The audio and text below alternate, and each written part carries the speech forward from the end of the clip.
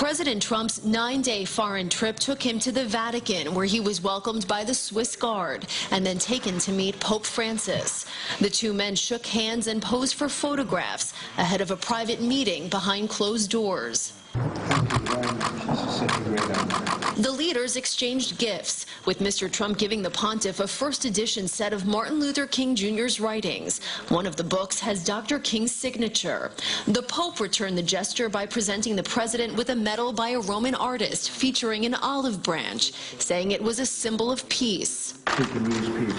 President Trump and the pontiff have not always seen eye to eye. During the U.S. presidential campaign, the Holy Father said anyone who concentrates on building walls and not bridges is not a Christian. The Pope said something to the effect that maybe Donald Trump isn't Christian, okay?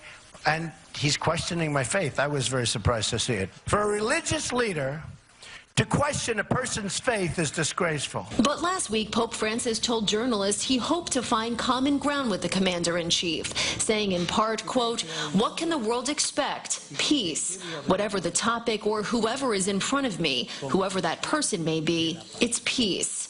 Also at the Vatican today, First Lady Melania Trump, daughter Ivanka, and her husband Jared Kushner. Both women dressed in all black and wore veils, a customary sign of respect when meeting the Pope. After a tour of the Sistine Chapel and St. Peter's Basilica, the president participated in a bilateral meeting with President Sergio Mattarella of Italy. He also met with Prime Minister Paolo Gentiloni.